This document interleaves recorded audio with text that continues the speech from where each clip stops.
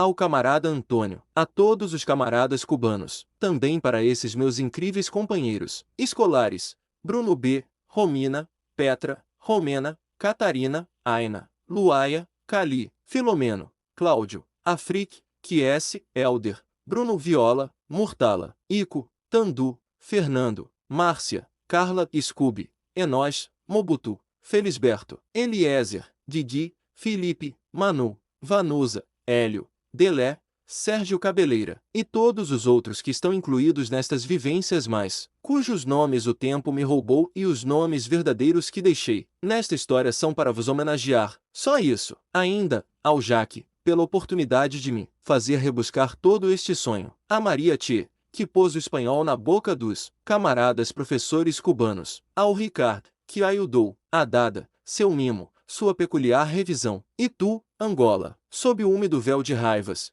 queixas e humilhações, adivinho-te que sobes, vapor róseo, expulsando a treva noturna, Carlos Drummond de Andrade, e, mais, camarada Antônio, tu não preferes que o país seja assim livre? Eu gostava de fazer essa pergunta quando entrava na cozinha.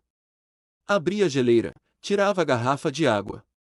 Antes de chegar aos copos, já o camarada Antônio me passava um. As mãos dele deixavam no vidro umas dedadas de gordura, mas eu não tinha coragem para recusar aquele gesto. Servia-me, bebia um golo, dois, e ficava à espera da resposta dele. O camarada Antônio respirava primeiro. Fechava a torneira depois. Limpava as mãos, mexia no fogo do fogão. Então, dizia, menino, no tempo do branco isto não era assim. Depois, sorria. Eu mesmo queria era entender aquele sorriso. Tinha ouvido histórias incríveis de maus-tratos, de más condições de vida, pagamentos injustos, e tudo mais. Mas o camarada Antônio gostava dessa frase dele a favor dos portugueses, e sorria assim tipo mistério. Antônio, tu trabalhavas para um português? Sim, sorria. Era um senhor diretor, bom chefe, me tratava bem mesmo, mas isso lá no Bié? Não. Já aqui em Luanda mesmo, eu já estou aqui há muito tempo. Menino, ainda o menino não era nascido. Eu esperava sentado por mais palavras. O camarada Antônio fazia lá as atividades da cozinha, sorria, mas ficava calado. Todos os dias ele tinha o mesmo cheiro, mesmo quando tomava banho, parecia sempre ter aqueles cheiros da cozinha.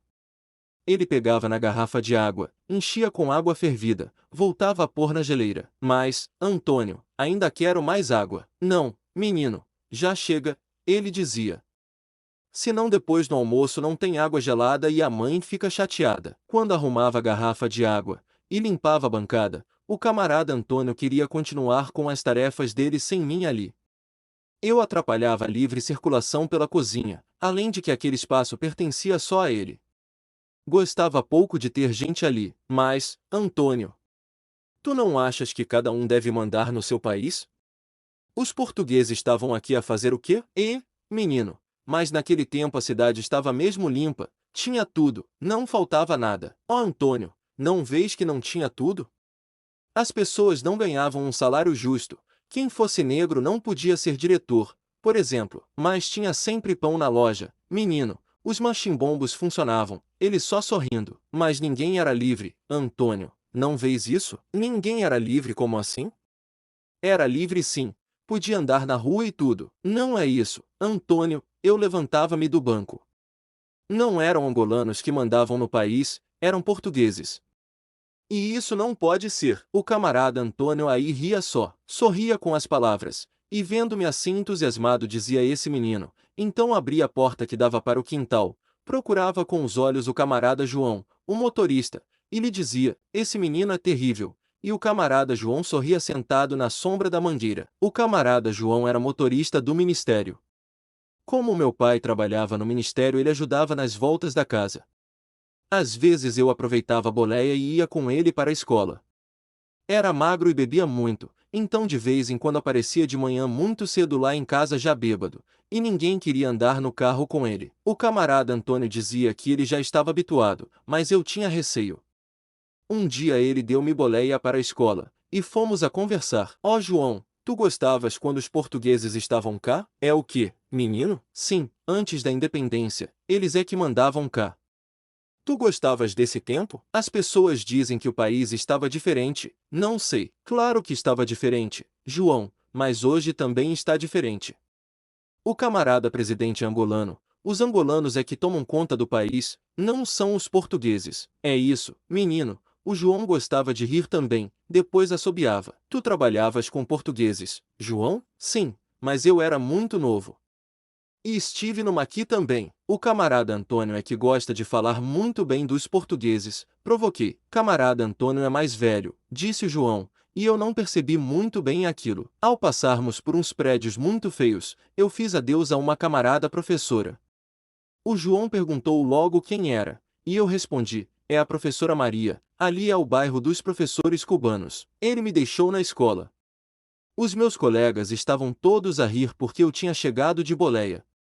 Nós costumamos gozar sempre quem chega de boleia, por isso eu sabia já que eles iam me instigar. Mas até não estavam a rir só disso. É o quê? Perguntei. O Murtala estava a contar uma cena que tinha se passado na tarde anterior, com a professora Maria. A professora Maria, mulher do camarada professor Ângelo? Sim, essa mesmo, o Hélder disse a rir. Então ela hoje de manhã, lá na sala, estavam a fazer muito barulho, então ela quis dar falta vermelha no Célio e no Cláudio. Eles levantaram-se já para ir refilar e a professora disse. O Hélder já não podia mais de tanto rir, ele estava todo vermelho. A professora disse, os tedes quedem-se aí ou aí ou quê? Sim, e depois? Eu também já rir só de contágio, e eles se atiraram no chão mesmo, rebentamos todos a rir. Eu e o Bruno também gostávamos de brincar com os professores cubanos. Como eles às vezes não percebiam bem o português, nós aproveitávamos para falar rápido e dizíamos disparates. Mas ainda não sabes da melhor, o Murtala chegou perto de mim. O que então? Ela estava a chorar e basou para casa. O Murtala também estava a rir à toa. Deu borla só por causa disso. Nós tínhamos aula de matemática, era com o professor Ângelo. Quando ele entrou, estava chateado ou triste. Eu dei o toque no Murtala, mas não podíamos rir. Antes de começar a aula, o camarada professor disse que a mulher dele estava muito triste porque os alunos tinham sido indisciplinados, e que num país em reconstrução era preciso muita disciplina. Ele também falou do camarada Che Guevara, falou da disciplina e que nós tínhamos que nos portar bem para que as coisas funcionassem bem no nosso país. A sorte foi que ninguém queixou o Célio e o Cláudio. Senão com isso da revolução eles tinham mesmo apanhado falta vermelha. No intervalo a Petra foi dizer ao Cláudio que eles tinham de pedir desculpa na camarada professora, porque ela era muito boa, era cubana e estava em Angola para nos ajudar. Mas o Cláudio não gostou nada de ouvir a Petra, e disse-lhe que só tinha cumprido a ordem dela, que ela tinha dito para eles se quedarem, e então eles atiraram-se para o chão. Todos gostávamos do professor Ângelo. Ele era muito simples, muito engraçado. No primeiro dia de aulas ele viu o Cláudio com um relógio no pulso e perguntou se o relógio era dele. O Cláudio riu e disse que sim. O camarada professor disse mira, e eu trabalho desde há muitos anos todavia no tenho uno. E nós ficamos muito admirados porque quase todos na turma tinham relógio. A professora de física também ficou muito admirada quando viu tantas máquinas de calcular na sala de aula. Mas não era só do professor Ângelo e da professora Maria.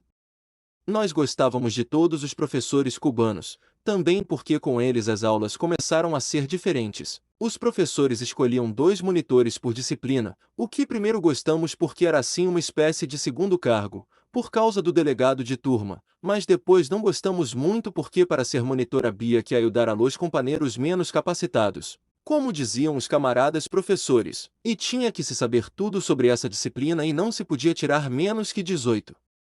Mas o mais chato de tudo era que tinha mesmo que se fazer os trabalhos de casa porque era o monitor que controlava isso no início da aula. Claro que ir dizer ao professor quem tinha feito a tarefa e quem não tinha feito, às vezes dava luta no intervalo. O Paulo que o diga quando lhe levaram no hospital com o nariz a sangrar. No fim da tarde a camarada diretora veio falar conosco. Nós gostávamos quando entrava alguém na sala de aulas pois tínhamos que nos pôr de sentido e fazer aquela cantoriazinha, que uns e outros aproveitavam já para berrar. Boa tarde, camarada A, diretora A. Então ela veio avisar que íamos ter uma visita surpresa do camarada inspetor do Ministério da Educação.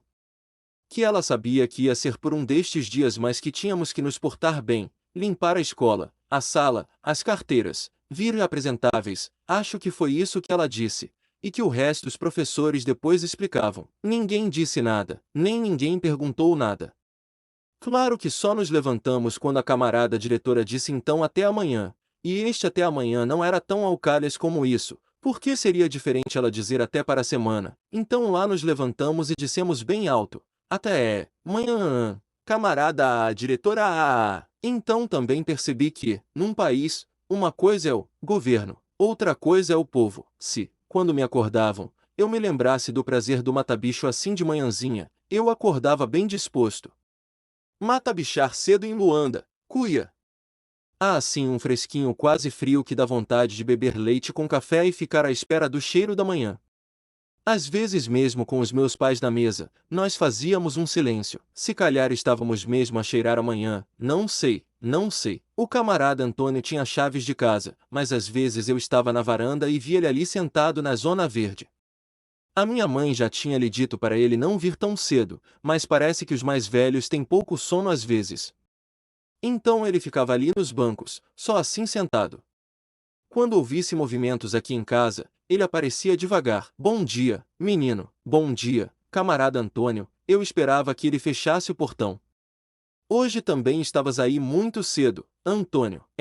Eu fico mesmo aí sentado, menino, sorrindo. Ele. A senhora já acordou? O camarada Antônio fazia aquela pergunta, mas eu não sei por quê. Ele sabia que a minha mãe era sempre a primeira a acordar.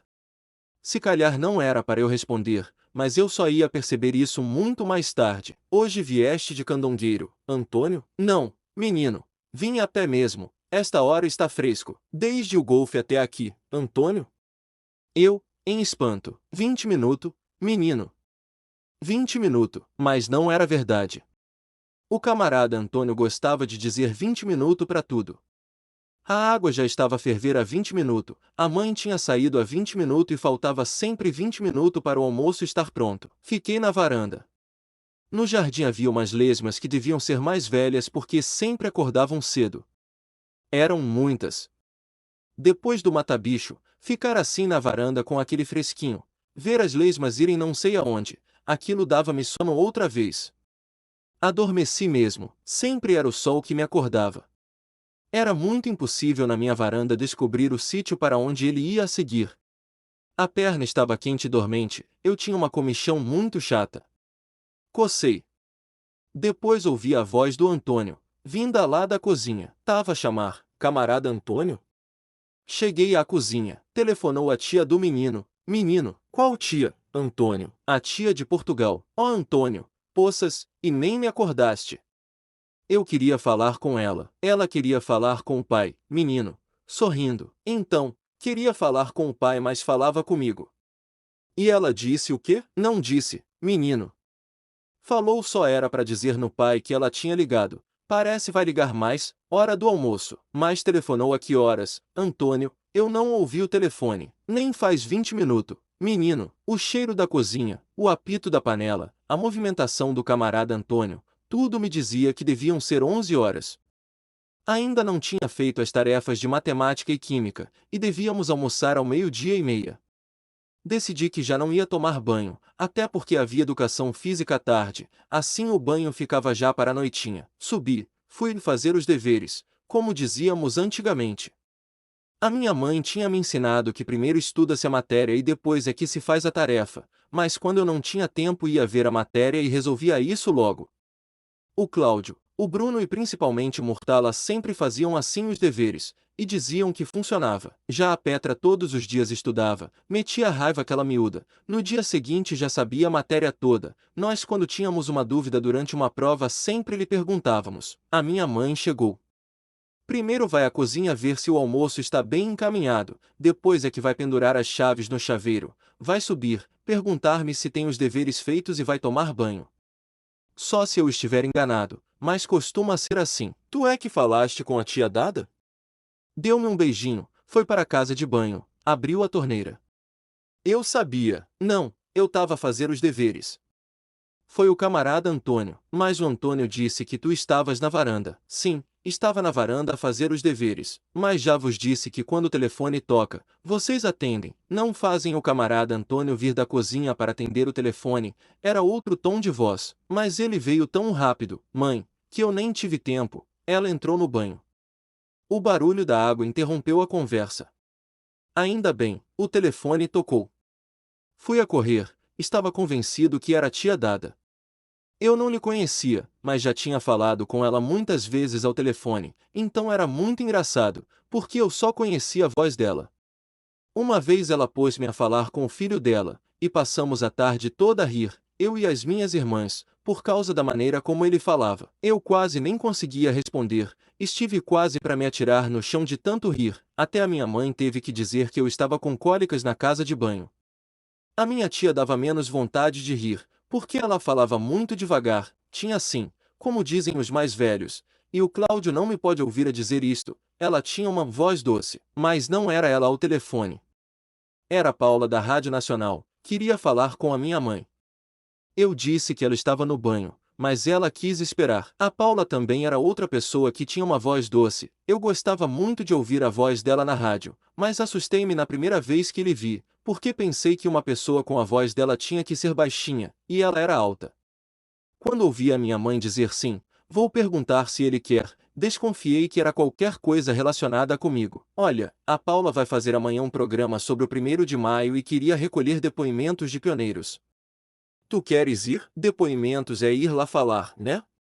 Eu, embora já soubesse, sim, preparas qualquer coisa e amanhã ela vem te buscar para irem fazer uma gravação. Mas é para um programa? Mais ou menos, acho que é para passar no noticiário, é uma mensagem das crianças para os trabalhadores. Então vou ter que fazer uma redação, mãe? Ai, isso já dá muito trabalho. Não, não tens que fazer uma redação porque não te vão deixar ler a redação, são só algumas palavras. Tu podes me ajudar? Com o texto não, filho. Tu escreves o que quiseres, eu posso corrigir-te os erros, mas o texto tem que ser teu, tá bem? Quero ir conhecer a rádio.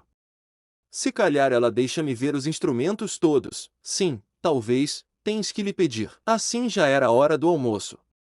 As minhas irmãs chegavam da escola, o meu pai também chegava.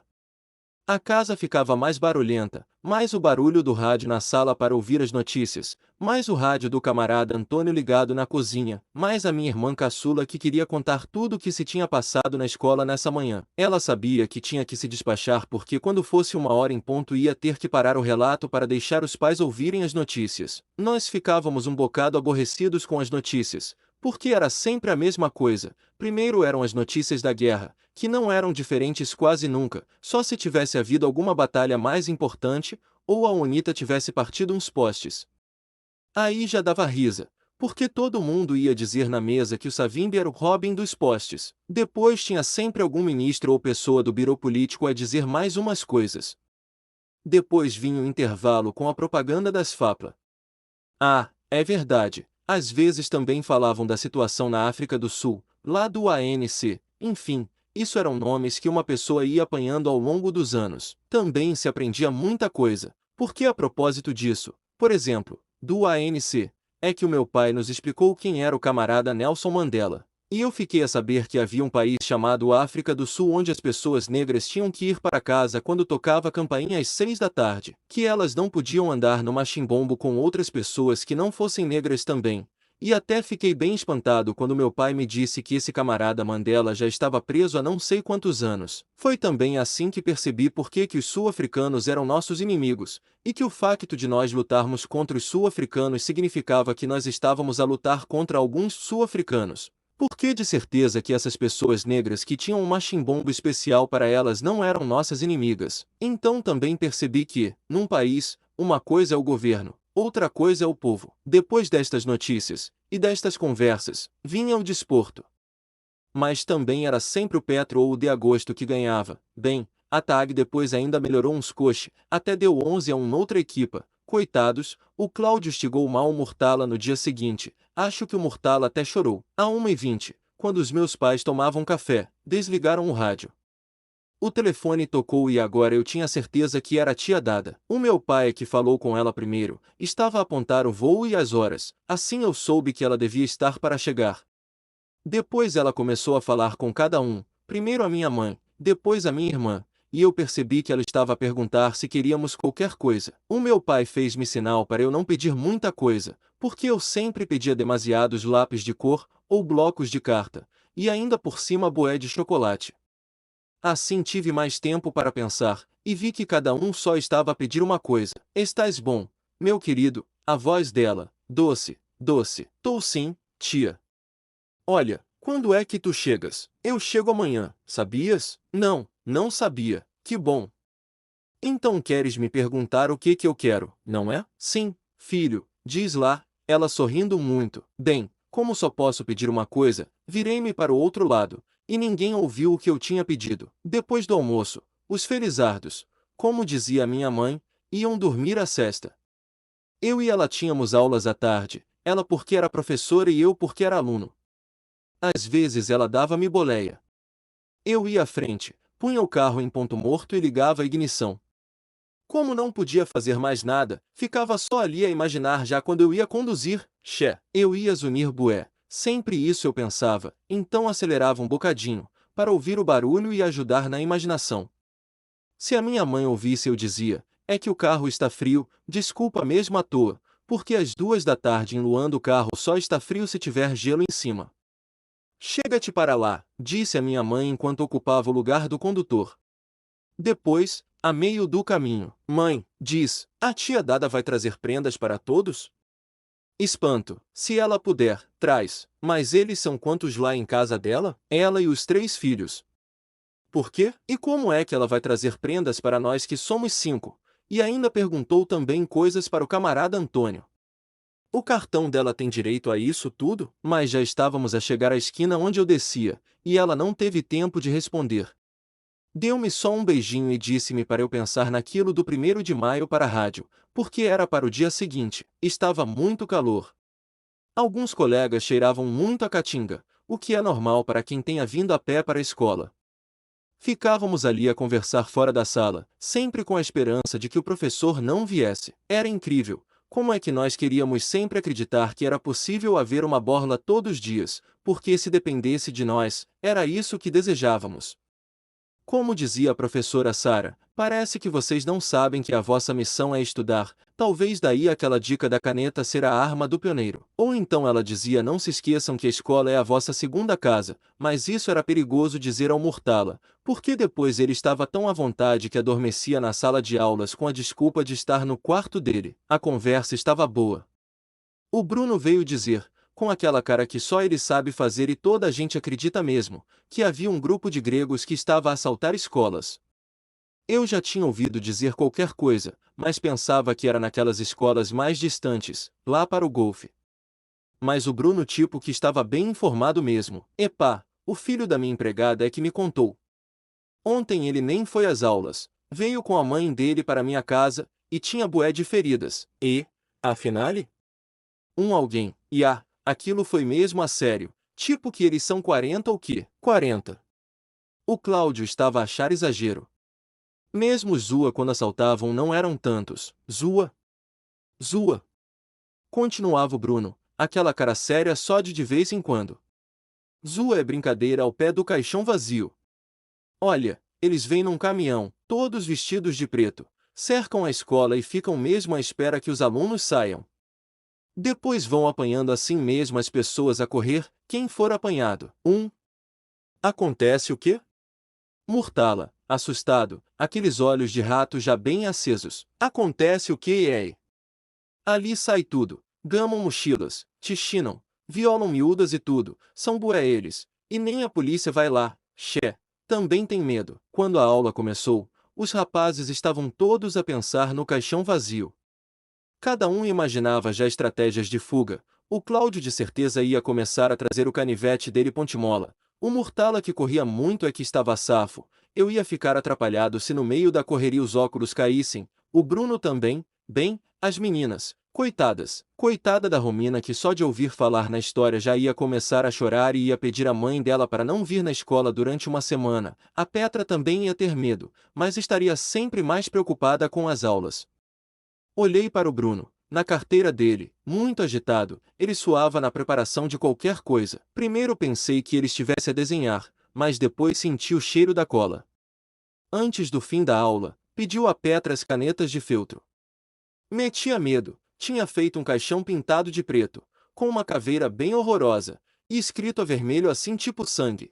Caixão vazio passou aqui. No segundo tempo a professora Sara explicou que o camarada inspetor ia fazer a visita surpresa nos próximos dias, que eles não sabiam quando mais que estava quase a acontecer. Explicou-nos tudo outra vez, como devíamos cumprimentar, que não devíamos fazer barulho, pediu até para virmos penteados. Claro que isso era mais para o Gerson e o Bruno que nunca se penteavam. O Bruno disse-me que tinha se penteado pela última vez quando tinha 7 anos. Mas acho que era balda, e raramente tomava um banho. E isso devia ser verdade porque se notava pelo cheiro, tanto que ninguém gostava de sentar com eles. A professora Sara depois ralhou a Petra por estar a fazer perguntas indiscretas.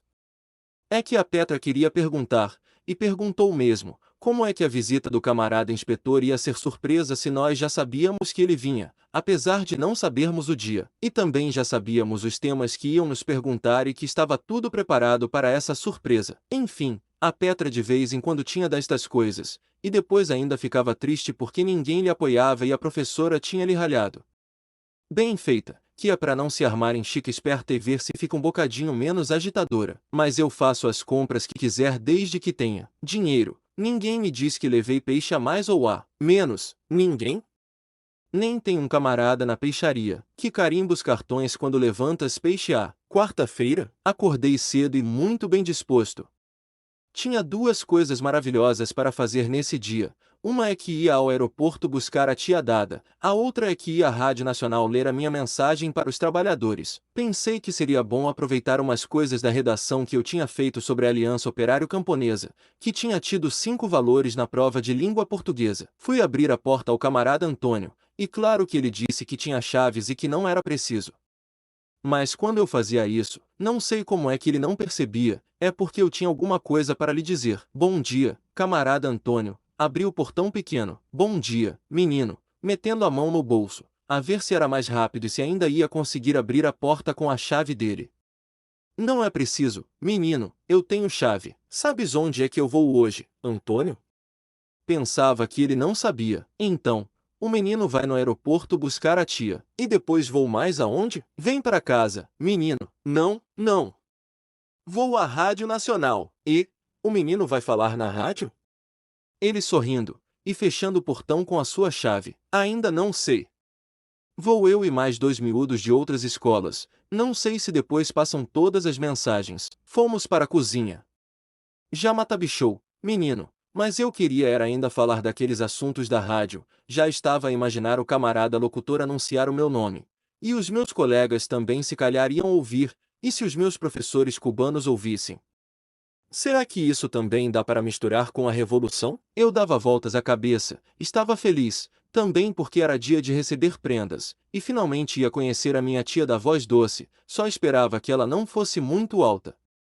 Come devagar, menino, isso faz mal. Mas comer devagar como? Se a Paula podia chegar a qualquer momento e eu tinha que estar pronto para ir à Rádio Nacional de Angola. Fiquei de boca. Para já, na entrada, um camarada pediu meu nome e apontou lá numa folha e deu um cartão que eu tinha que pendurar na camisa. Tipo eu era já o camarada diretor da rádio. Gostei muito daquele estilo do cartão. Só o pôster, tava a matar. Na entrada havia uma fonte de água. E até tinha 2 tartarugas vivas ali a passearem. Eu até perguntei a Paula como é que elas ficavam ali assim, abandonadas, sem ninguém a tomar conta. Sem ninguém a tomar conta? Como assim? Ela não tinha percebido. Sim, ninguém gama essas tartarugas. A Paula riu, mas riu porque não conhecia o Murtala, que tinha uma técnica silenciosa de gamar mambos, mesmo que fossem animais. Uma vez quando fomos ao jardim zoológico, Cláudio apostou que ele não ia conseguir gamar nada do jardim, e quando Murtala viu aqueles macaquinhos bem piques, quis já agarrar um, o macaco lhe esticou uma lambisgoia do lábio que até saiu sangue. O Cláudio começou a rir bué, mas quando voltamos para a escola descobrimos que aquilo era só uma manobra do Murtala. O Moadier queria mesmo era gamar o pitel do macaco. E começou a nos rir no machimbombo quando nós estávamos bem fobados e ele tava a pitar aquelas amêndoas bem duras. Coitado do Murtala, no dia seguinte nós é que lhe rimos, ele tava com uma diarrumba daquelas que o Bruno chama de diarrumba de 5 em 5. Depois percebemos que eram minutos. Mas a Paula disse que tínhamos que ir andando. Passamos por um corredor bem limpo. Até fiquei burro. Poça, afinal Luanda tem sítios assim tão bonitos? É isso mesmo. A Rádio Nacional é bonita. Eu estava encantado. Tinha pequenos jardins lá dentro. Eu até queria pedir a Paula para ir ali brincar depois das gravações, enquanto esperava pelos meus pais. O estúdio era pequeno e tinha um mambo na parede, parecia a rolha da garrafa de vinho. Bué giro. Tivemos muita sorte, eu e os outros dois pioneiros, porque eles nos explicaram tudo, como é que funcionavam as coisas, até nos deixaram fazer gravações de brincadeira primeiro. Depois a luz faltou e estivemos muito tempo à espera que o gerador arrancasse. Para nos distrair, a Paula fez uma brincadeira, que eu acho um bocado perigosa. Disse que se quiséssemos podíamos dizer disparates durante 5 minutos. Primeiro todo mundo ficou calado, depois ela disse que era verdade mesmo, que podíamos dizer, depois eu perguntei se ela ia dizer aos nossos pais, e ela jurou que não. Mas claro que os mais velhos nunca sabem bem aquilo que nós sabemos e quando nós começamos a metralhar a brincadeira só durou 1 minuto, porque foram 30 segundos de rajada tripla e outros 30 para ela nos conseguir calar. Eu pensei que estava bem treinado, consegui em 22 segundos dizer todos os disparates que conhecia, mesmo os piores de todos, e aproveitei os outros 8 segundos para fazer misturas e combinações daqueles que eu sabia com os que tinha acabado de ouvir. Mas aqueles miúdos também eram poderosos. Para dizer a verdade, a luz voltou mais rápido que o tempo de arrancar o gerador. Então fomos à pressa gravar as mensagens antes que a luz fosse de novo. Quando eu ia tirar o meu papel com as coisas que tinha escrito, a Paula explicou-me que não era necessário porque já tínhamos ali uma folha da redação com os textos de cada um. Até foi mais fácil, porque aquilo já vinha batido a máquina e tudo. Quando a gravação acabou, fomos lá para o pátio. Estivemos durante algum tempo a fazer troca de disparates e de estigas. Aqueles miúdos não me aguentavam nas anedotas, mas tinham estigas que podiam fazer uma pessoa chorar. Ao contrário das estigas da minha escola, aquelas eram muito curtas, muito simples, mas muito fortes. Foi com eles que aprendi aquelas. Engoliste cócega, arrotaste gargalhada. Quem acorda primeiro na tua casa é que põe cueca. Bebeste água de bateria, começaste a dar arranque ou a tão famosa deste 2 voltas no bacio. Berraste, Angola é grande. Eles sabiam também bué de histórias de gregos e eu até ia perguntar sobre o caixão vazio, mas a Paula veio dizer que os meus pais já estavam à espera. Portaste-te bem? A minha mãe, sim, portamo-nos todos bem. Os outros miúdos eram bem fixes. Abro a janela, ponho a cabeça de fora, está calor. Como é que foi? Leste a tua mensagem? Afinal não foi preciso, mãe. Não? Não. Eles tinham um papel lá da rádio, com carimbo e tudo, já tinha lá as mensagens de cada um. Eu li uma e eles leram as outras 2. Estava muita gente no aeroporto cá fora. É sempre assim quando chega um voo internacional. Ao pé da porta de saída das pessoas havia uma pequena confusão, vi os faplas virem a correr, pensei já que ia sair tiro. Subi no capô do carro, espreitei por cima dos ombros daquelas pessoas todas. Estava muito calor, e lembro-me de ter sentido uma vez mais aquele cheiro assim generalizado da caatinga. O tipo de cheiro muitas vezes também me dizia que horas eram. Mas aquele quente abafado misturado com cheiro a peixe seco queria dizer, isso sim, que tinha chegado um voo nacional. Não ia ao aeroporto muitas vezes, mas estas coisas todo mundo sabia, ou melhor, cheirava. Fingi que estava a limpar o suor da testa com a manga da t-shirt e aproveitei para cheirar o meu sovaco. Podia estar pior, pensei. Subi no capô do carro, espreitei por cima dos ombros daquelas pessoas todas. Até sorri, um macaco tão bonitinho estava a saltitar no ombro de uma senhora estrangeira, enquanto um senhor, acho que era o marido, lhe tirava fotografias. O macaco delirava, dava saltos mortais na cabeça da cota, fingia que lhe estava a catar piolhos. O marido dela, acho que era o marido, era um senhor muito branco mas estava muito vermelho de rir. De repente, um fapla aproximou-se por trás, esticou uma bofa no macaco. Coitado, ele saltou, deu 2 cambalhotas no ar, ainda gritou, caiu no chão e desatou a correr. Não consegui mais ver o macaco, começou uma pequena confusão, o outro fapla chegou perto do marido da senhora e tirou-lhe a máquina das mãos. Dava para ouvir mais ou menos a conversa. O senhor estava a tentar falar português. O Fápula estava chateado. Abriu a máquina assim de repente, tirou o rolo, deitou fora. Aí acho que a senhora começou a chorar, mas perceberam que aquilo era sério.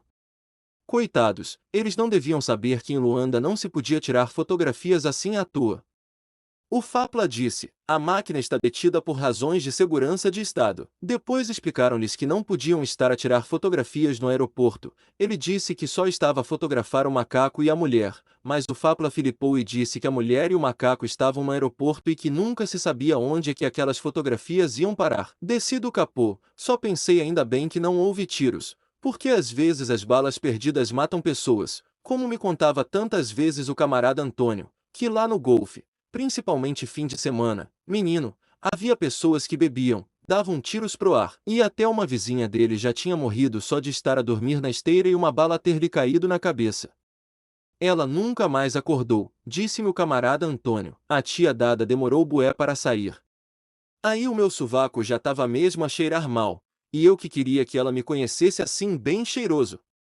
Aquilo ali no tapete de receber as malas sempre demorava tanto, às vezes até desaparecia a bagagem e não valia a pena ir refilar com ninguém, era mesmo uma questão de sorte ou de azar, como dizem os mais velhos, mas depois ela saiu, e quando se aproximou senti que ela também já estava bem transpirada, de modo que ficou empatado. Ela foi uma das poucas pessoas mais velhas que eu encontrei que não falou comigo como se eu fosse uma criança pateta. Cumprimentou-me com 2 beijinhos quando eu até estava habituado a dar um beijinho na cara dos mais velhos, e disse-me só assim: está muito calor, não achas? Agora vou dizer, gostei muito do facto de ela não ser alta, mas o que eu gostei mesmo foi de ouvir a voz dela assim ao vivo. Aquilo sim, podia-se dizer que era uma voz doce. Ajudas-me. Ela passou-me um saco que eu acendi logo às vistas, tinha bué de chocolate lá dentro. À medida que íamos andando para o carro, vi que ela estava à procura de qualquer coisa na bolsa dela. Depois pousou os sacos, e perguntou-me: podes ir chamar aquele miúdo para eu tirar uma foto dele com o macaquinho? Olhei, fiquei contente. O macaquinho já estava outra vez contente, dava saltos mortais no ombro do menino, fingia que estava a catar piolhos na cabeça dele, ou então estava mesmo. Não podes, tia. Não podes tirar fotografias àquele macaco. Disse-lhe, enquanto arrumava o saco com os chocolates no lugar onde eu ia sentar. Não posso tirar uma fotografia àquele macaquinho tão inofensivo? Não, tia, não podes. E por quê? Não sei se vais perceber. Então diz lá, ela, séria, não podes tirar fotografias àquele macaco, por razões de segurança de Estado, tia, eu, sério. Mas ela percebeu logo, porque olhou para os Fápulas lá ao longe, e guardou a máquina num instantinho. Sentou-se ao meu lado, e não disse nada no caminho até a nossa casa, ficou só a olhar, depois abriu a janela e parecia que estava a fazer como eu faço de manhã, a cheirar o ar. Encontramos o camarada Antônio no portão pequeno. Ele vinha muito todo a rir, tipo já conhecia minha tia de algum lado. Claro que ele vinha com os cheiros do almoço já pronto, de certeza, eu tenho certeza mesmo, porque já não trazia o avental vestido, o que queria dizer que já estava a pôr ou já tinha posto a mesa. Ora, quando ele punha a mesa, faltava 20 minutos para a comida estar pronta. Estava tanto calor que a primeira coisa que fizemos todos foi descalçar as sandálias. A tia Dada subiu para o quarto onde ela ia ficar, depois foi tomar banho. Devia estar cheia de calor porque também já estava muito avermelhada. Quando ela desceu para almoçar, as minhas irmãs já tinham chegado a casa e também estavam a cheirar a caatinga. Enfim, não se pode fazer nada com este calor.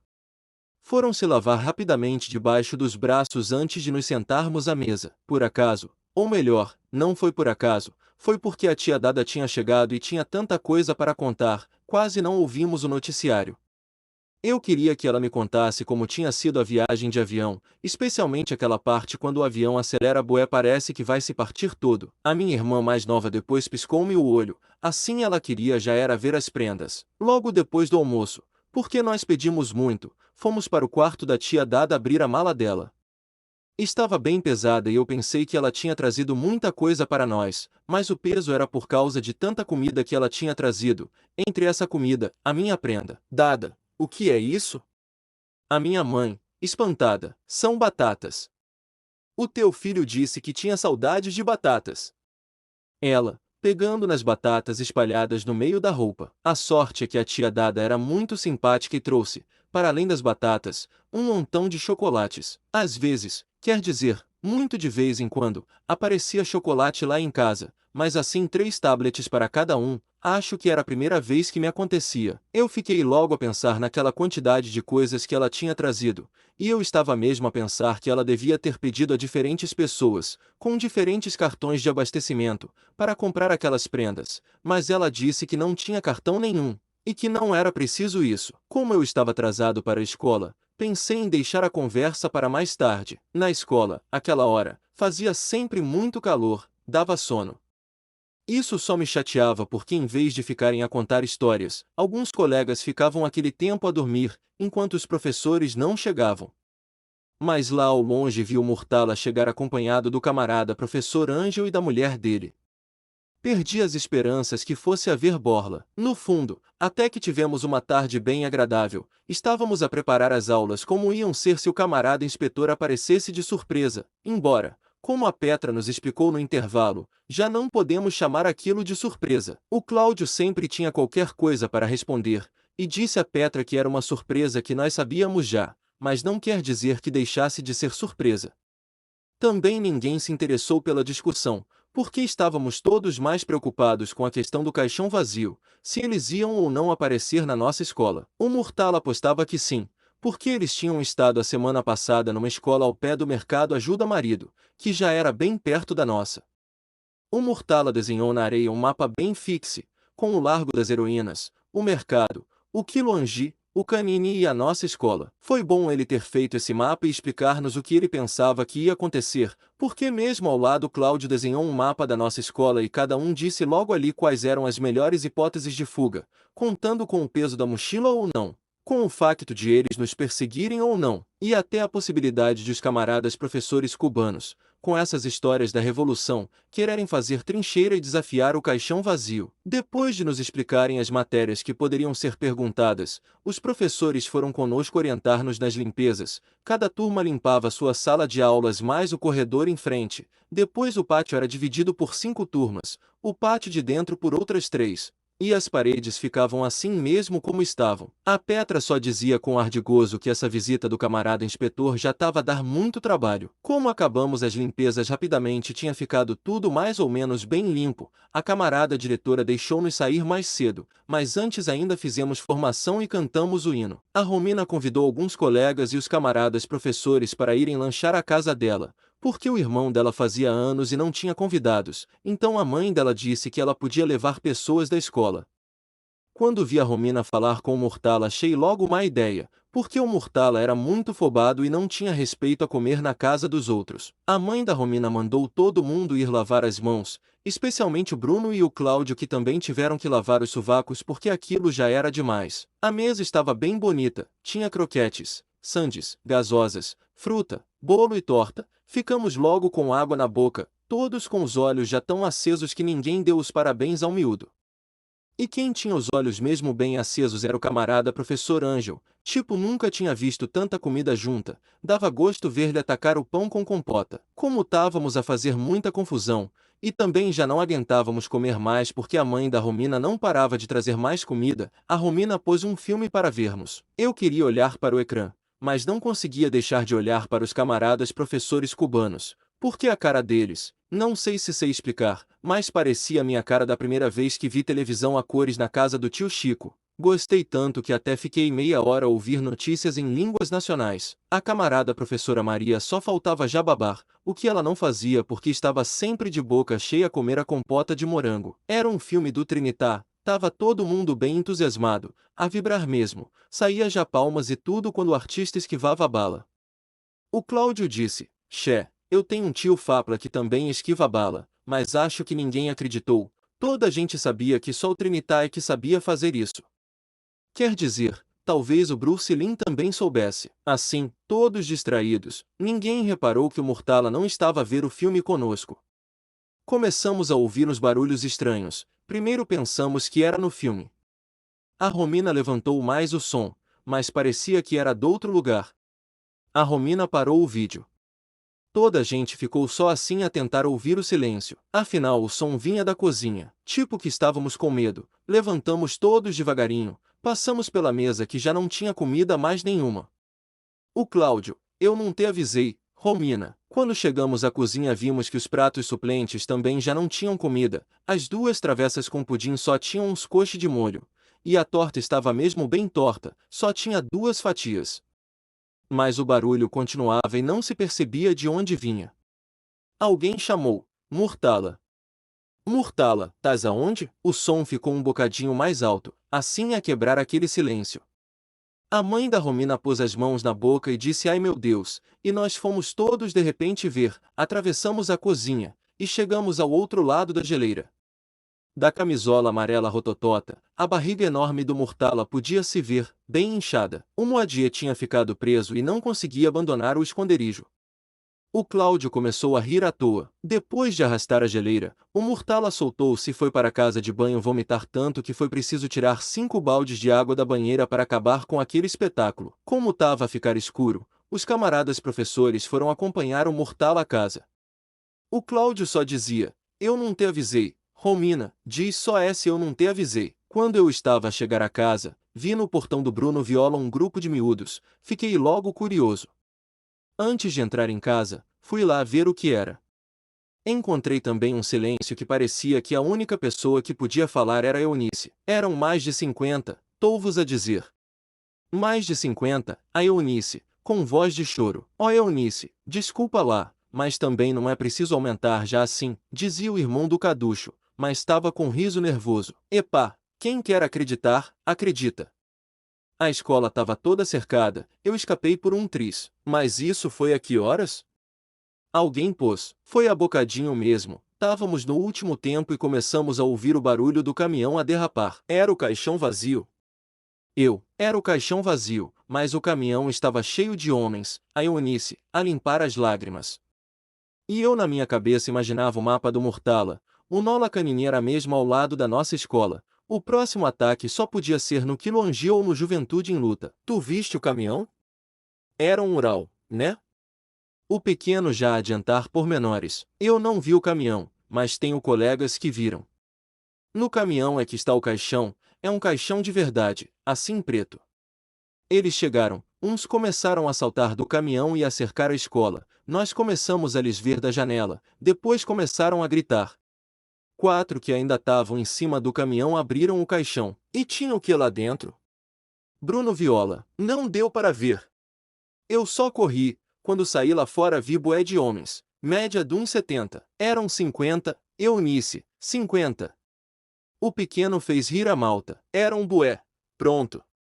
Olha, comecei a correr. Um ainda me agarrou aqui. Mostrou o arranhão. Mas eu só continuei a correr e ele por sorte me deslargou. E a polícia não veio? A polícia? Achas? A polícia tem medo deles. Estavam todos vestidos de preto. Depois roubaram mochilas. E uma moça disse que ouviu gritos de uma professora lá dentro. Parece que estava a ser violada. Violada mesmo? Bruno Viola, sempre assanhado, queria pormenores. Sim, dizem que eles sempre violam as professoras, depois cortam a Xuxa e penduram no quadro. Amanhã se tiver lá uma Xuxa no quadro quer dizer que violaram. A Eunice basou, devia estar cansada do medo. Quando eu entrei em casa minha tia disse que eu estava branco. É que também me tinham dito já que eles violavam as professoras e matavam os professores, só ninguém sabia o que eles faziam com os alunos que nunca mais apareciam. Pelo menos esta era a história que a filha da empregada do Bruno sempre contava, que tinham lhe contado num primo dela. Agora, claro, era mesmo tudo verdade, se a própria Eunice tinha visto o caminhão com o caixão vazio, e se ela tinha arranhão e tudo. Quer dizer que dentro de dias era nossa escola, tinha que telefonar ao Cláudio para ele levar o ponte-mola dele. O que me pôs mais bem disposto foi encontrar aqueles chocolates que a tia Dada tinha trazido, tão bons, tão bons, tão bons, que eu tive que comer as 3 tablets de seguida antes que alguém me viesse dizer que só podia comer 4 quadrados. Depois fui falar com a tia Dada. Tia, não percebo uma coisa. Diz, filho, como é que tu trouxeste tantas prendas? O teu cartão dá para isso tudo? Mas qual cartão?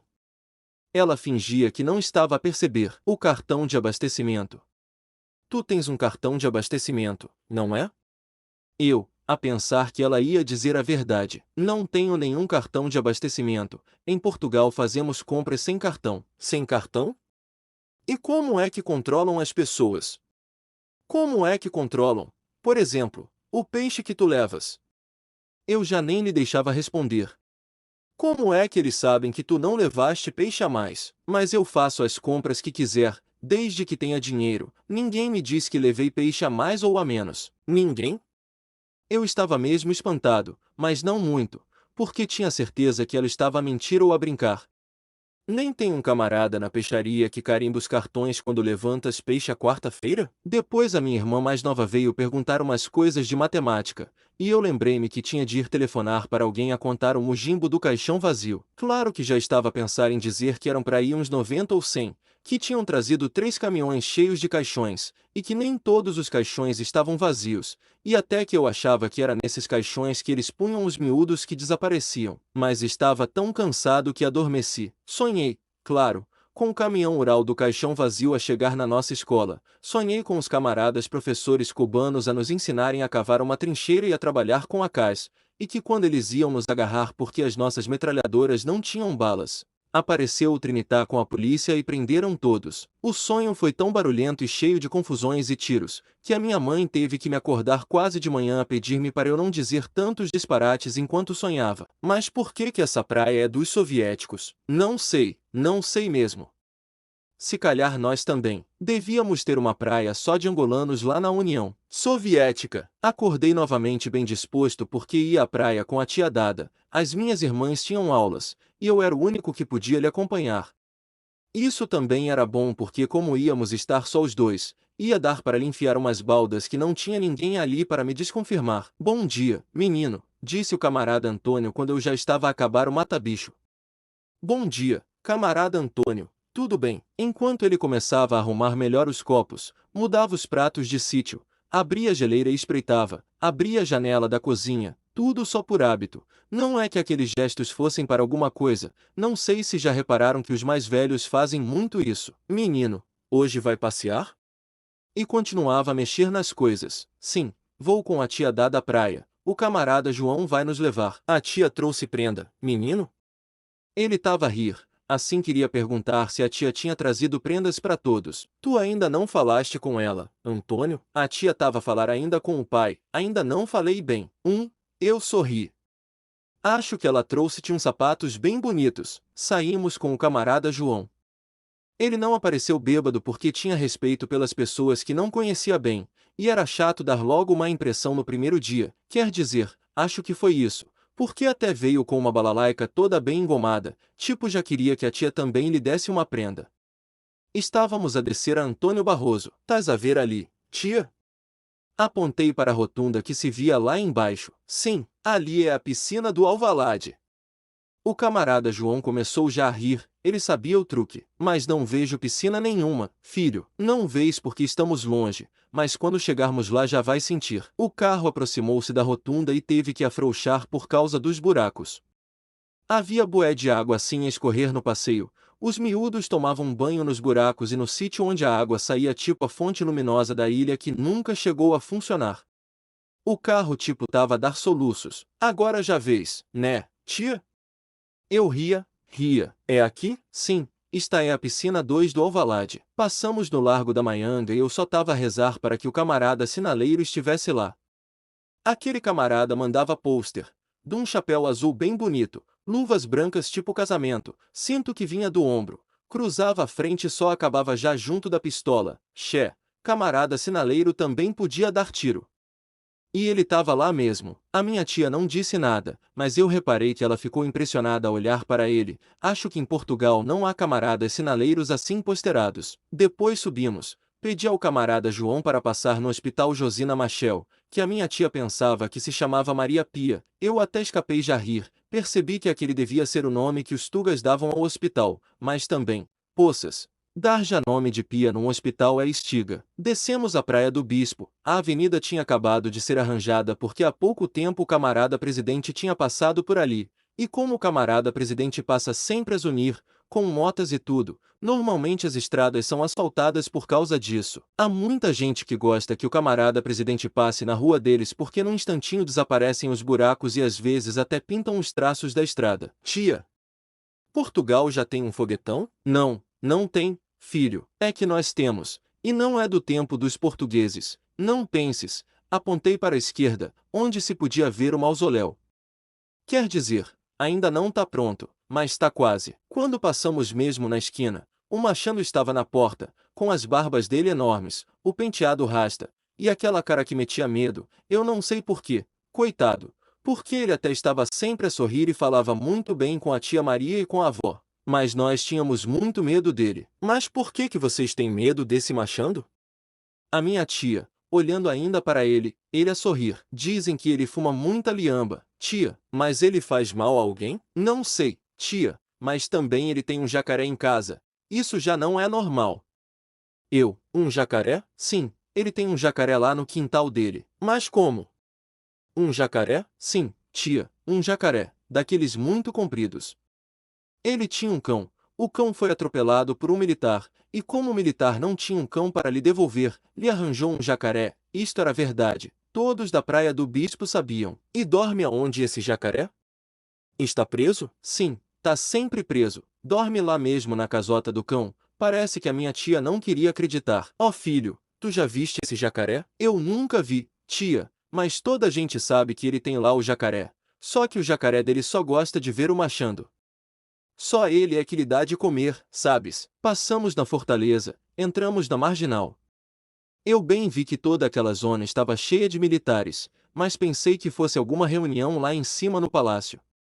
A marginal tinha faplas com metralhadoras e obuses e de repente começamos a ouvir as sirenes. Deve ser o camarada presidente que vai passar, eu avisei, talvez lá em Portugal seja diferente e ela não saiba. O camarada João encostou o carro imediatamente no passeio, travou, desligou, pôs ponto morto e saiu do carro. Eu saí também do carro, só que a tia Dada nunca mais saía. Eu vi lá longe os Mercedes a virem bem lançados e estava preocupado porque a tia Dada nunca mais saía do carro. Como já era tarde para dar a volta, e nunca se podia correr nestas situações, falei-lhe pela janela. Tia, tens que sair do carro, rápido. Mas sair do carro por quê? Eu não quero fazer xixi. Ela estava mesmo sentada, impressionante, e ainda estava a rir. Mas isto não é para fazer xixi, tia, tens que sair do carro e ficar paradinha aí fora. Aqueles carros pretos são do camarada presidente. Ó filho, não é preciso, ele vai passar do outro lado. Dona Eduarda, por favor, sai só do carro. O camarada João falava tipo tava com febre. Tia, a sério, sai do carro agora. Quase gritei, estava sol. A minha tia saiu do carro, deixou a porta aberta. Fiquei mais descansado, embora ela parecia que não estava em sentido. O pior foi que quando os carros já estavam mesmo perto, ela pôs a mão dentro do carro para apanhar o chapéu. Tia, não, gritei mesmo. Acho que ela se assustou e ficou quietinha. Passaram as motas, depois 2 carros, mais um, e no último que tinha as janelas todas escuras acho que ia o camarada presidente. Depois ainda tive que lhe dizer para ficar quieta que só podíamos voltar para o carro passado um bocado. O camarada João estava a transpirar a sério. Entramos no carro. Ó filho, que cerimônia, pois! Escapaste a ver a cerimônia de tiros que ia ver se algum fapla te visse a mexer, parecia que tavas a dançar, ainda por cima ias pôr o chapéu. Mas sempre que o presidente passa vocês têm que ficar em sentido? Ela estava mesmo espantada. Não é bem em sentido, mas tens que sair do carro para verem que não estás armada ou que não vais tentar alguma coisa. Eu parece que também tinha ficado a transpirar. Assim, pois, e assustei-me mesmo quando vinhas buscar o chapéu porque os carros já estavam demasiado perto e podiam pensar que vinhas apanhar outra coisa qualquer. O camarada João nem estava a conseguir assobiar. Claro que podia não ter acontecido nada, mas claro que também podia ter acontecido qualquer coisa. Continuamos em direção às praias, o mar estava picado, um bocadinho picado, então ficava assim daquela cor que não dá para descobrir se é verde, se é azul, se é quê. De que cor está o mar, tia? Eu queria ver se ela ia dizer verde ou azul, porque as minhas irmãs sempre viam o mar azul, nunca conseguiam ver o verde do mar. Está escuro, está verde. Ela percebeu que havia truque na pergunta. João, tu achas que... Mas o camarada João só riu. Aí eu já sabia que ele não queria participar na conversa. Então vou te dizer um segredo, tia. Diz lá, filho, o mar está azul. Eu ria. Fomos dar a volta quase lá no fundo, até onde se podia ir de carro. Vimos as barricadas. Isto o que é? A minha tia perguntou ao camarada João. É quartel. É um quartel. Ele respondeu. Tinha militares soviéticos a guardar a entrada. Os soviéticos sempre faziam cara de maus, todos esbranquiçados por mais sol que apanhassem. Muitas vezes ficavam assim tipo lagostas. Podemos ficar já aqui, não? Ela, não, aqui não podemos, tia. Vamos lá mais para o pé da rotunda. Mas não podemos ficar aqui, nesta praia tão verzu? Ela sorriu para mim. Não, tia, aqui não se pode. Esta praia tão verzu é dos soviéticos. Dos soviéticos? Esta praia é dos angolanos. Sim, não foi isso que eu quis dizer. É que só os soviéticos é que podem tomar banho nessa praia. Vês aqueles militares ali nas pontas? Vejo sim. Eles estão a guardar a praia enquanto outros soviéticos estão lá a tomar banho. Não vale a pena ir lá que eles são muito mal dispostos. Mas por que essa praia é dos soviéticos? Agora sim, ela estava mesmo espantada. Não sei mesmo. Se calhar nós também devíamos ter uma praia só de angolanos lá na União Soviética. O camarada João deixou-nos na praia. Ele vinha nos apanhar mais tarde, antes da hora do almoço. Estendemos as toalhas, fomos tomar banho, mas eu acho a água da ilha sempre um bocado fria. Claro que a minha tia disse que estava uma maravilha. Nadamos, depois voltamos às toalhas. Tia, em Portugal quando o vosso camarada presidente passa, vocês não saem do carro? Bem, eu nunca vi o presidente passar lá, mas garanto-te que ninguém sai do carro. Aliás, às vezes nem se percebe que o presidente vai num carro. Não acredito. Ele não tem as motas da polícia para avisar? Não põe militares na cidade? Não, militares não põem. Às vezes, se é uma comitiva muito grande, convocam a polícia para afastar o trânsito, mas é coisa muito rápida, o presidente passa e pronto. Claro que os carros se afastam, também é obrigatório, mas é porque ouvem as sirenes, percebes? Sim, mas quando, por exemplo, o presidente sai ao domingo, vai à casa de algum amigo, já não leva a polícia, às vezes até vai a pé. Ela estava mesmo a falar a sério, isso é que me deixou impressionado. O vosso presidente anda a pé? Até desatei a rir. Epá, tenho que contar essa aos meus colegas, ainda querem instigar os presidentes africanos. Presidente em África, tia, só anda já de Mercedes, e à prova de balas. Abrimos o saco com as sandes. A minha tia não tinha muita fome, mas depois de nadar e correr, uma pessoa fica sempre fobada. Comi mesmo com vontade, ela ainda me avisou se eu ia ter apetite para o almoço. Apetite nunca falta, tia, não te preocupes, eu respondi já tipo mais velho. Depois a tia Dada me perguntou coisas de Luanda, como era na escola, se eu gostava dos professores, o que aprendíamos, como eram os professores cubanos, etc. E achei muito engraçada a cara de espanto que ela fez quando lhe contei que ali em Luanda havia muitos bandidos, mas que era uma profissão perigosa. Uma profissão perigosa, dizes tu. E por quê? Então, tia, é muito arriscado, comecei já a explicar. Se o assalto corre bem, não há macas, é só lucro no dia seguinte. Mas se te apanham, ai uê, aí já a tua saúde tá em risco. Macas é problemas, não? Sim, maca é problema, assunto. Também pode ser maca grossa, ou maca só. E essa dos bandidos, que maca é? É isso que tô a explicar. Se for apanhado é maca grossa mesmo. Por quê? Então, tia, por exemplo, no bairro do Cláudio, apanharam um bandido. Coitado, só gostava já de gamar candeeiros. Pronto, devia ser lá o negócio que ele tinha no rock ou que... Apanharam o Moadir, lhe deram tanta porrada, mas tanta porrada, que no dia seguinte ele voltou lá à procura da orelha. Tia, da orelha? Ela coçou a orelha. Sim, ele tinha perdido a orelha lá. O Cláudio mesmo é que foi lhe mostrar onde é que estava a orelha, porque eles tinham visto a orelha logo de manhã, mas não mexeram a pensar que era feitiço. Ai, meu Deus, ela, impressionada. Mas espera. Vou te contar já outras histórias mais quentes. Mais quentes? Esse era o problema de falar com pessoas de Portugal. Havia palavras que eles não entendiam. Sim, mais quentes, quer dizer. Olha, por exemplo, ali na Martal quando apanham um bandido, ele até pensa que vai ser bem tratado. Por quê? Porque na Martal ninguém bate nos bandidos.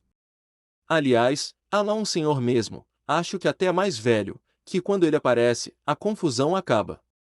Bem, claro que quando apanham o bandido, logo assim na hora, ele ainda tem que aguentar umas chapadas, uns pontapés, mas depois chega esse senhor, ninguém mais toca no bandido. Então fazem o quê? Espera, já vais ver. Fica para as cenas dos próximos capítulos, mas ela fez uma cara estranha. Cenas dos próximos capítulos? Como assim? Calma só, tia, fui tirar uma gasosa do saco, abri, dei um golo. Então esse cota chega, diz a toda a gente para ir dormir. Só vão já alguns homens com ele, levam o bandido para um quintal também aí, e lá dão a injeção. E o bandido aí para mesmo, a injeção. Mas esse tal cota é enfermeiro? Eu até tive que desatar a rir com vontade. Enfermeiro de aonde, tia? Qual enfermeiro é esse? A injeção que lhe dão é com água de bateria. O Moadier para logo ali, para. Para de fazer o quê? Para mesmo. Stop, apaga, campa. Ele morre, tia. A tia Dada já não quis mais comer as sandes dela. Acho que tinha ficado mal disposta com a história ou o quê? Mas isso é verdade, filho? Ela se calhar queria que eu dissesse que não. Até posso te mostrar um colega meu que vive nesse bairro. Tia, peguei nas sandes dela. Perguntei se ela queria. Ela não queria. Comi. Mas como ela estava impressionada, já nem lhe contei o que andavam a fazer no Roque Santeiro quando apanhavam ladrões. Coitados, punham só o pneu, petróleo, e ainda ficavam ali a ver o homem a correr de um lado para o outro, a pedir para lhe apagarem. Não sei, há quem diga que nessa altura de queimarem os ladrões com pneus os assaltos diminuíram, mas isso já não posso confirmar. Ela também não sabia que em Moçambique cortavam dedos. Cortam os dedos todos? Ela já queria se assustar outra vez. Não, tia, cortam um de cada vez. Um assalto, um dedo, percebes? Para a conversa ficar mais ligeira, também lhe contei algumas histórias que eu sabia de bandidos que se safavam, como aquele que estava na Praia do Bispo a ser perseguido por um polícia. Depois alguém gritou agarra ladrão. E um outro polícia pensou que esse polícia fosse o ladrão e lhe vuzou um tiro das costas. O bandido fugiu e ainda estava a rir. Quer dizer, há muitos tipos de bandidos então, esse foi um sortudo. Ah, pois, mas também há os azarados. Olha, no prédio do Bruno. Ó filho, essa história também acaba assim muito mal? Não, não, acho que esta tua Guentas. Ela riu. No prédio do Bruno, um bandido estava a assaltar o quinto andar, e tem um cota no sexto andar que é quem trata desses mambos. Telefonaram para ele, ele acordou, saltou por um buraco que há mesmo no sexto andar e caiu em cima do bandido. Só que o Moadier, com um susto, desata a correr para as escadas. Só que, qual é o azar dele? Também já tinha lá um guarda à espera dele. E ele como é que fez? Agora não me vais dizer outra vez cenas do próximo capítulo, vais? Não, não há intervalo. Ele liga o turbo, salta e atira-se do quinto andar. E morreu? Nem pensar. Caiu, tipo que estava morto, só demorou 2 segundos na pausa. Olhou, levantou bem fixe, só tava a cochear, mas a correr, ó tia, tô tá a dizer, coxos, aleijados, pessoa em cadeira de rodas, aqui em Angola são os que vusam mais. Então ele safou-se, não? Epá, nada. Vê só o azar do indivíduo, achei que aquela palavra ficava bem, tava a passar um carro da polícia, foi apanhado, o Bruno disse que até ficou com pena dele, poça, já tava quase a fugir. Mas é assim, o azar persegue uma pessoa. Quando o camarada João veio nos buscar, o calor já estava insuportável. Olhei para as árvores, os pássaros estavam lá sentadinhos, não se mexiam, também deviam estar a suar. Do outro lado da rua havia barracas a vender peixe seco, esse sim, quanto mais ficasse ao sol, melhor. Aquele cheirinho abriu meu apetite, a quem não goste, mas eu acho que o peixe seco cheira muito bem, parece sumo concentrado de mar. Já a voltar para casa, passamos no largo do Quinaxixi, porque eu queria que a tia Dada visse o blindado que estava lá em cima. Tia, em Portugal tem um blindado assim pendurado num largo? Não, acho que não tem, pois aqui tem. Este largo é o Largo do Quinaxixi, Apresentei. Mas antigamente não era este blindado que estava aqui em cima, sabes? Ela olhava para o blindado com atenção, ia tirar uma fotografia, mas eu disse-lhe que era melhor não, porque ainda estavam muitos faplas ali na rua. Era outro blindado? Maior ou mais pequeno? Eu não sabia que aquele já era o segundo blindado. Não, não percebeste. Então, ali havia uma estátua. Uma estátua? Qual estátua? A estátua da Maria da Fonte. Ela parecia ter a certeza. Não sei, tia. Aqui em Luanda normalmente só temos fontes, assim mesmo a sair água com força. Quando rebenta algum cano, o camarada João tava a rir. Quando chegamos a casa estavam à espera de nós para almoçar. Tava a dar inveja. As minhas irmãs ainda tinham um bué de chocolate. Isso sempre acontecia, eu era o primeiro a acabar as coisas. A minha tia foi se lavar, não sei por quê. Até dizem que a água salgada faz bem à pele. Para que ir logo a correr tomar banho? Já na minha casa também tem muito essa mania. Toda hora já banho. Banho, acho que não é preciso. Se calhar basta de 2 em 2 dias, ou coisa assim. As minhas irmãs dizem que os rapazes são sempre assim, não gostam de tomar banho. Mas eu tenho uma colega que só toma banho uma vez por semana. Isso também é porque na casa dela a água só vem uma vez por semana. Então eles enchem a banheira e depois têm que poupar a água durante a semana toda. Correu tudo bem, filho? A minha mãe veio me dar um beijinho. Tudo bem, sim, dei-lhe também um beijinho. E vimos o camarada presidente passar, na marginal. Ah, mas a tia dada tipo que queria levar um tiro. Por quê? O meu pai perguntou. Então, ela não sabia que tinha de sair do carro. Depois ainda escapou meter a mão no carro para tirar o chapéu mesmo quando o camarada presidente ia passar. Sentei-me. A sorte é que os faplas não viram nada. Eram 10 para 1. O meu pai ligou o rádio, mas ainda estava só a dar música. Fechei as portas, as janelas, liguei o ar-condicionado, ou ar-condicionado, como nós dizíamos. Senti o cheiro da comida vir da outra sala, era peixe grelhado de certeza absoluta. Mãe, diz, filho, tu sabias que em Portugal o presidente sai assim na rua sem guarda-costas, e vai comprar o jornal? Sim, filho, se há condições de segurança para isso. Bem, pelo menos ao domingo deve haver, porque a tia Dada disse que o presidente português ao domingo sempre vai comprar o jornal a pé. Mas isso é verdade mesmo, mãe? Se é verdade o quê? Que ele não põe militares na rua para sair de casa. Vai assim sozinho. E se tiver bicha no sítio de comprar jornal? Comecei a rir. Aí me Wilson se ele fica mesmo à espera. Fomos almoçar. Eu queria saber se tinha havido problemas nas outras escolas, se o caixão vazio tinha aparecido perto da escola da minha irmã mais velha, porque, segundo o mapa do Murtala, acho que a escola dela vinha a seguir. Ela disse que não, que tinham visto um caminhão e começaram a gritar, mas os professores não deixaram ninguém sair das salas, e ainda bem porque era só um caminhão que ia passar em direção ao quartel. Mas, claro, como é que eu não tinha pensado nisso? Eles nunca iriam de manhã lá na escola da minha irmã, de manhã eles deviam estar a dormir, por isso é que tinham ido à escola da Eunice da parte da tarde, e também já tinham ido ao Mutuiaquevela à noite. Quando cheguei à escola, mal vi a cara da Romina, percebi logo que havia qualquer coisa. Estavam todos cá fora, de mochila nas costas, ninguém queria entrar na sala. Mas é o quê? Perguntei. Lá na sala, a Romina, quase a chorar. Lá na sala tem quê? Também me deu um medo. Tem uma mensagem. O Cláudio e o Murtala me pegaram pelos braços, mesmo eu sem querer ir, iam me empurrando, entramos na sala. Olha ali, me disseram, enquanto olhavam nervosos lá para fora, em direção ao Quiluangi, que ficava junto à estrada que vinha do mercado Ajuda Marido, de onde eles iam vir, segundo o Murtala.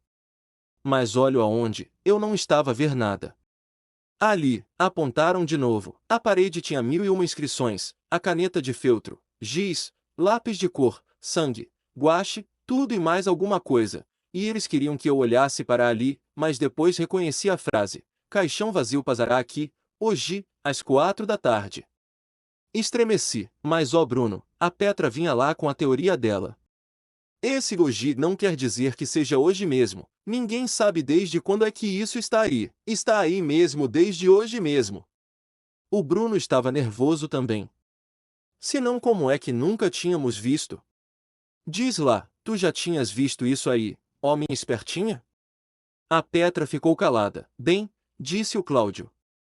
O problema vai ser convencer os professores que isso é verdade, pois, a Romina já não tinha mais unhas para roer, eu tive que lhe dizer que ela já ia fazer sangue. Eles nunca acreditam, mas depois são os primeiros a correr, continuou o Cláudio. O que vamos fazer? Segundo as minhas contas, ainda podemos apanhar uma falta coletiva. Se todos estiverem de acordo, ninguém vai à aula, disse a Petra. Mas isso não é tão simples, Petra, Mesmo se faltarmos à aula das 4, imagina que eles vêm atrasados, ou chegam mais cedo. Como é que vai ser? Ah, é verdade. Bom, então só temos uma hipótese. E qual é então?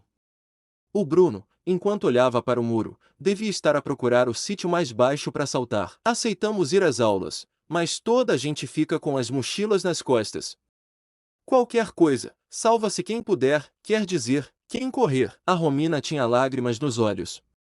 Fiquei com pena dela, eu quase que sabia o que ela estava a pensar. Às vezes, quando havia assim situações de perigo, ela não se conseguia mexer, ficava só parada. E ela sabia que ia mesmo ser como o Cláudio estava a dizer, se houvesse alguma coisa, todo mundo ia desatar a correr, ninguém ia querer saber dos outros. Era sempre assim.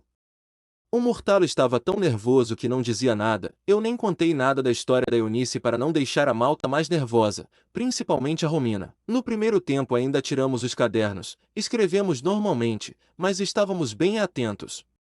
Quem sentava perto da janela, principalmente o Bruno, o Filomeno e o Nuxa, já nem ficavam sentados, toda hora a espreitar. Vimos um caminhão que todo mundo pegou nas coisas e queria começar a levantar. A camarada professora Sara até se assustou, não percebeu o que se estava a passar, mas quando já íamos abrir, o Murtala disse, não há maca, esse caminhão é do prédio do partido. Respiramos fundo, mas todo mundo ficou já com a mochila nas costas. A camarada professora Sara era muito boa. Como viu que ninguém tinha vontade, aproveitou só para explicar os pormenores do desfile do dia seguinte, mas também ela não sabia grande coisa. Tinham-lhe dito à última da hora que a nossa escola tinha sido convocada. Ela só nos disse para irmos fardados, limpos, para não esquecermos do lenço da OPA, e quem quisesse podia trazer cantil. A concentração era ali na escola às 7h30, depois íamos a marchar para o Largo 1º de Maio. Isto queria dizer que íamos marchar com os trabalhadores e outros alunos, e que íamos ver o camarada presidente sentado lá na tribuna. No intervalo, a dica do caixão vazio foi passada para outras turmas. Um professor zairense da sala 3 arrumou as coisas dele e não deu aula. Segundo o Murtala, aquilo significava ou que ele era esperto ou que ele sabia muito bem a que horas vinha o caixão vazio. Os corredores estavam bem cheios, ninguém tinha deixado as mochilas na sala. E havia mesmo quem já estivesse sentado nos muros, à espera de um sinal de poeira ao longe, a indicar que o caminhão estava mesmo a vir. O Cláudio não tinha trazido ponte-mola. O Murtala tinha vindo de sandálias, o que ia lhe dificultar a corrida. A Romina e a Petra estavam de saia. Isso só podia facilitar as violações. O Nuxa Valak tinha correia nos óculos. Ia dar para correr, mas eu, com o suor e a massa dos óculos toda torta, estava-se mesmo a ver que os óculos iam cair durante a corrida. Assim, tirei os óculos, pus no bolso. O mundo ficou todo com falta de nitidez. Mas não faz mal, pensei. Fixei um ponto colorido que era a árvore atrás do muro que eu tinha escolhido para saltar. Agora só tenho que ser rápido. E não cair na correria. Cair era o pior, toda a gente sabe disso. Quando se cai os outros pisam. Ninguém para ver. Ninguém mais vai te salvar. Vai ser pisado por aqueles miúdos todos a correr. E se estiveres consciente, é o próprio homem do caixão vazio que vais ver a sorrir. Se calhar com um canivete na mão. Estás a pensar em quê? A Romina, com a voz a tremer, pus os óculos para lhe ver melhor. No próximo tempo, sentamos juntos, ali na carteira junto à porta. Se houver alguma coisa, desatamos a correr. Está bem, ela estava mesmo nervosa. E corremos para onde? Tás a ver aquela árvore cambuta ali? Tô a ver. Saímos a correr da sala. Se estiver muita gente ali no corredor, saltamos logo os arames em frente à sala. Corremos para aquele canto onde tem o buraco. E se conseguirmos atravessar rapidamente a avenida, chegamos ali no prédio do partido, aí eles já não nos fazem nada. Tá bem. Só não podemos cair. Não podemos cair. E se cairmos, não podemos cair. Tem cuidado porque os mais velhos vão nos empurrar. Só temos de correr em direção ao muro. Voltei a guardar os óculos. O camarada professor de química entrou na sala. e ainda por cima tinha trazido as calças dele de militar. Isso não era nada bom, porque podia dar raiva nos homens do caixão vazio. O Cláudio deu-me o toque, encostou as mãos na calça para me chamar a atenção, mas eu já tinha pensado nisso. Pero que é esse lo que passa? Nadie traído los quadernos, ó? Ele começou a escrever o sumário. Não é isso, camarada professor. É que hoje vamos ter uma visita. Uma visita? É essa a visita surpresa deu camarada inspector? Ele olhou para as calças gastas dele. Não, camarada professor, disse o Cláudio. Parece que é outra visita, tá ali escrito, apontou para a parede. Dodge, aí arriba? Fazia esforço com a vista para ler. Y que é esse exo deu caixão vazio? É um problema, camarada professor, um problema, a Petra, também com medo. Pero é esse por eso que tienen essa cara? Estamos muertos de medo.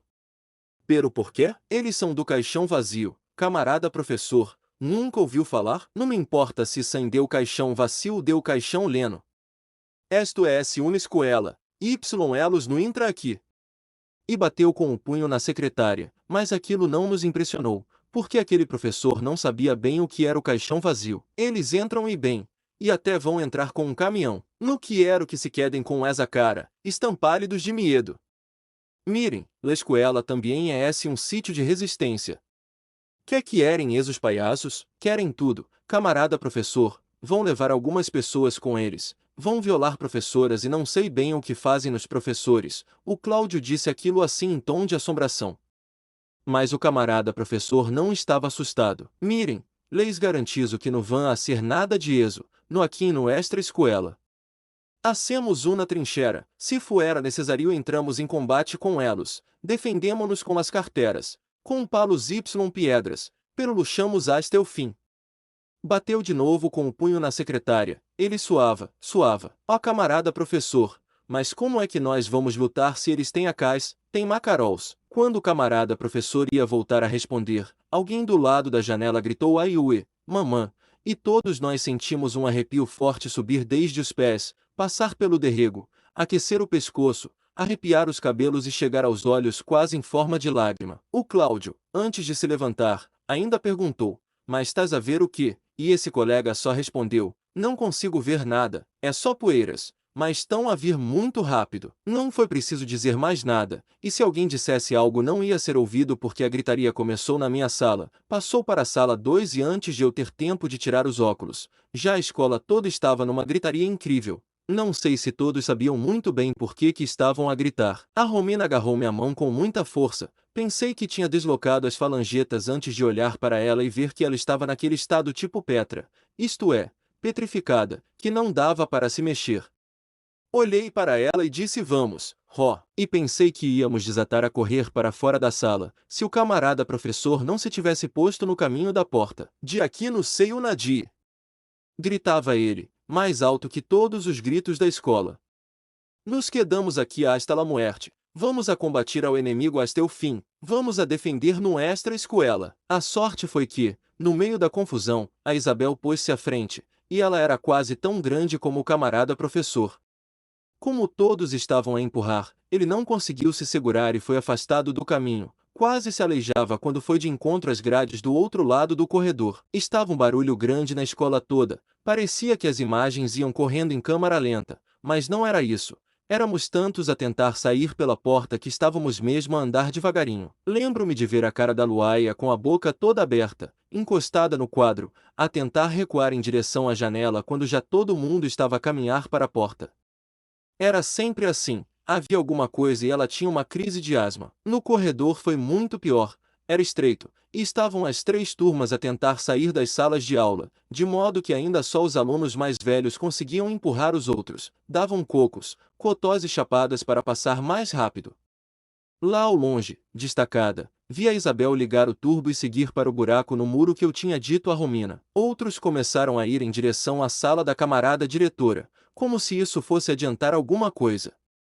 A Romina gritou-me, vamos ter com a professora Sara, e quis me puxar. Não, Romina, não podemos, é mesmo para lá que eles vão primeiro. Vamos só correr. A poeira do pátio começou a levantar e o ambiente ficou ainda mais esquisito. No meio da confusão, ouvi as vozes do Cláudio, do Murtala, do Bruno que, nervoso, começou a dar as gargalhadas dele enormes, da Petra que chorava, e a mochila de alguém, não me lembro quem, que todo mundo já estava a pisar. No meio da confusão, eu tentava fazer as contas. Será que o caminhão já entrou na escola? Será que eles vão fazer o cerco lá fora, e vão nos apanhar depois mesmo de saltarmos o muro? Será que vão mesmo dar tiros, ou as armas são só para nos assustar? Será que vamos conseguir correr até ao muro sem cair? No meio da confusão, olhei para trás, não via mais o camarada professor de química, não via Luaia, não via Petra, e só tinha que correr, correr em direção ao muro. Saímos do corredor, agora era só conseguir não cair no meio do pó e das pessoas. Havia mais espaço do que eu pensava, as pessoas estavam a saltar o muro em sítios diferentes, e ainda bem, porque senão ia ser um problema para passarmos no buraco todos ao mesmo tempo. Foi precisamente neste momento que me aconteceu uma das coisas mais fantásticas e espantosas que eu ia ver na minha vida. Nós estávamos a correr com muita velocidade, eu não corria muito devagar distâncias curtas. Só não podia correr muito tempo porque eu também sofria de asma, a Romina estava de saia. E também corria bem, portanto acho que íamos muito rápido os dois. De qualquer modo, era de esperar que estivéssemos a correr mais rápido do que a pessoa que nos ultrapassou. Era a camarada professora de inglês, uma pessoa baixa, que, pelos vistos, tinha se preparado para correr, porque tinha a carteira posta assim na diagonal, e já não tinha que se preocupar com ela, tinha os óculos na mão esquerda que eu vi. Também já não tinha que se preocupar com isso. A saia, que devia ser longa, estava amarrada tipo mini-saia. O que me deu para ver aquilo que vou vos contar agora, quer acreditem quer não, a minha camarada professora de inglês, todo mundo sabe, era aleijada. Tinha uma perna mais fina que a outra, como um desenho esguio que não dá muito bem para explicar. Mas, no meio daquela poeirada, estando eu e a Romina a correr com todas as nossas forças possíveis, eis senão quando surge a camarada professora, que passou por nós tão rápido que só deu para reparar nessas três coisas: carteira, óculos e saia. Mesmo assim eu só reparei na saia e nos óculos. Foi a Romina que me disse mais tarde que ela tinha a carteira assim tipo amarrada. Bem, como eu dizia, a professora apareceu-nos do lado esquerdo, muito rápida, a olhar para frente com a cabeça virada um pouco para cima. Foi a Romina que disse, mas o segredo dela estava no modo como usava as pernas para correr. Meu Deus, deixa-me ver se eu consigo explicar. Enquanto a perna boa tocava no chão com toda a força, mas também com uma força que parecia que ia resultar num salto, a perna mais fina dava duas simulações no ar, tipo que ia tocar o chão mas sem tocar, enquanto a perna boa voltava a tocar com força no chão, tão rápido, tão forte, que eu só devo ter visto a perna boa tocar umas 4 vezes no chão antes de ela desaparecer do outro lado do muro. Eu e a Romina quase nos desconcentrávamos na nossa correria. Aquilo devia ser uma técnica secreta para correr com rapidez em situações de medo, mas que eu consegui ver porque ela tinha puxado a saia bem para cima. Eu nunca vou me esquecer daquela perna fininha a dar 2 voltas de balanço ou de avanço, enquanto a perna boa tocava no chão e lhe fazia correr. As pessoas me perguntaram se ela estava aos saltos. Eu não sei explicar, acho que ela estava a correr, mas a verdade é que ultrapassou-me a mim, a Romina e a mais 3, saltou o muro sem pôr as mãos na parede, esticando para o lado a perna boa e recolhendo a fininha com o braço.